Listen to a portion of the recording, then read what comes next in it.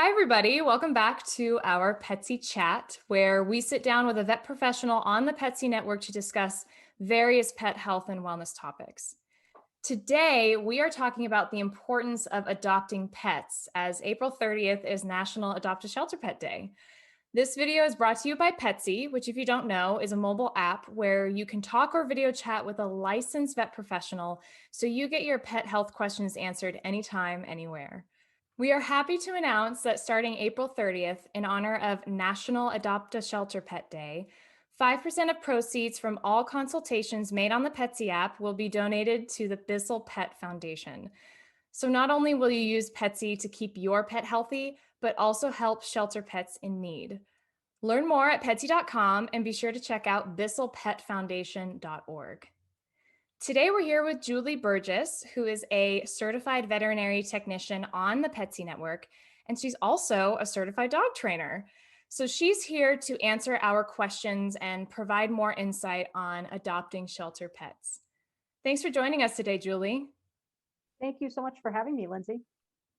Awesome. So, Julie, as you know, pet adoptions skyrocketed during the pandemic. So, it's safe to say there are lots of aspiring pet parents out there that probably don't know where to begin in the pet adoption process.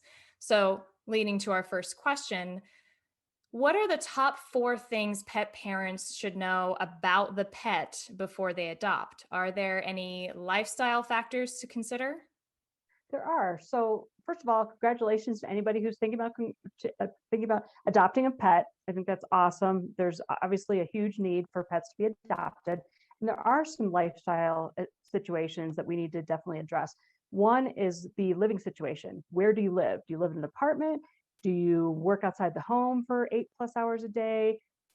Those types of things. Because if you're living in an apartment, a large, really high energy type dog is probably not the best fit for you, just because they need the space to run.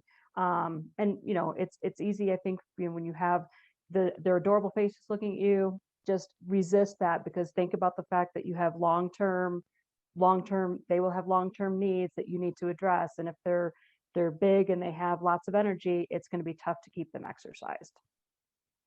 The next thing is talking about really just the space for your pet. So if you live with other people, is your pet going to be confined to your room, a couple of rooms? Do they have the whole house?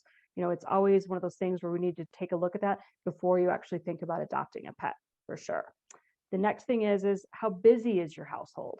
One or even two parent families, kids or no kids, everybody is busy these days. And that's definitely something that we need to take into consideration, is how much free time do you have a day? Because cats don't take very much time a day, but younger dogs, puppies, those types of animals definitely take a lot of time. And it's one of those things where I think we as pet professionals know how much time it takes. And I think a lot of people are under the impression that it takes a lot less time than it actually does. But in order to keep them from getting into mischief, it's really important that we make sure to spend the time with them that they need, for sure.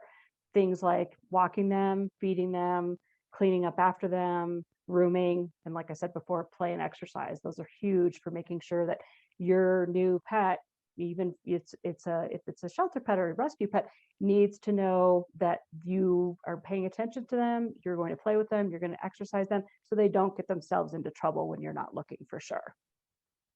You mentioned in particular about dogs and puppies, and they take a lot of time and commitment. Absolutely. So, how does someone decide what age of a dog they should adopt? So, one of the things that I tend to tell people when they're asking for my advice, if you have a smaller space, get a smaller dog. If you have a busy lifestyle, you might think about actually getting an adult dog, because they will need less time and less exercise to be able to keep them engaged and whatnot. As far as, just knowing that puppies need a ton of care. I think a lot of people don't really realize that puppies, when they're, 2 or 3 months old, they go to the bathroom a lot, like 15 to 20 times a day is not uncommon at all. So making sure that you are spending that time, making sure to get them outside and so on and so forth. And all of those things, between potty breaks and feeding and getting them exercise, they all take time, for sure. And at a bare minimum, I would say, 3+ hours a day is probably not uncommon for doing all those things to make sure that puppies are well taken care of. For adult dogs, probably not quite as much, but they'll still need to go outside about 4 times a day. And, they definitely need exercise and feeding and things like that. So I tell people at a bare minimum for dogs and puppies, 2 to 3 hours a day is a good time frame, really. Gotcha. Really good to know. So this next question we get a lot on our service. A lot of people really don't know how to anticipate this. So how long will it take for a newly adopted pet to settle in once the pet parent brings it home? Good question.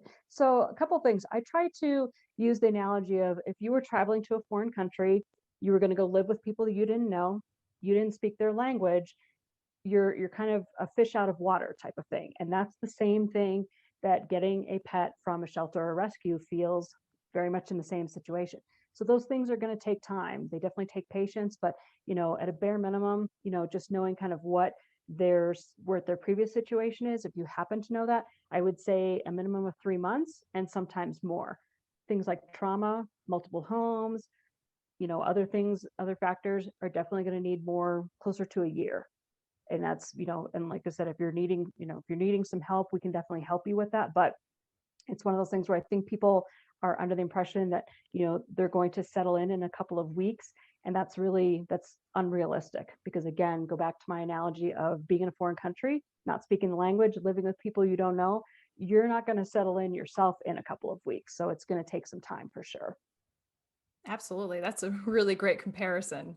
Our next question, kind of goes along the lines of the previous one. You definitely want to take the steps to make your pet as comfortable as possible.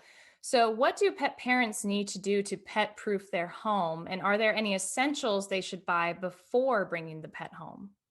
So a couple of basic things that you should have before you bring your pet home. For dogs or puppies, food and water bowls, collar with tags, plus or minus a harness, a leash, variety of toys. And really for puppies, 10 to 12 toys is not uncommon. They get bored very easily and then they move on to other things that are within their reach. And whatever's within their reach is what they're going to chew on. So make sure that they have plenty of toys available.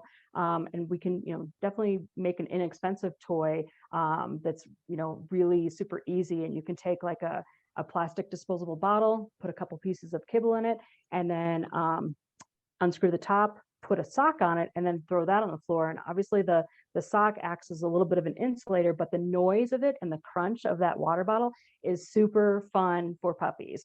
Dogs like it too, but puppies really get into it just because it's noisy and rolls around on the floor and things like that. So those are things that you can do right off the bat if you haven't had a chance to go to the pet store and get some toys and whatnot. Those are really simple things that you can do for your puppy or your dog, really.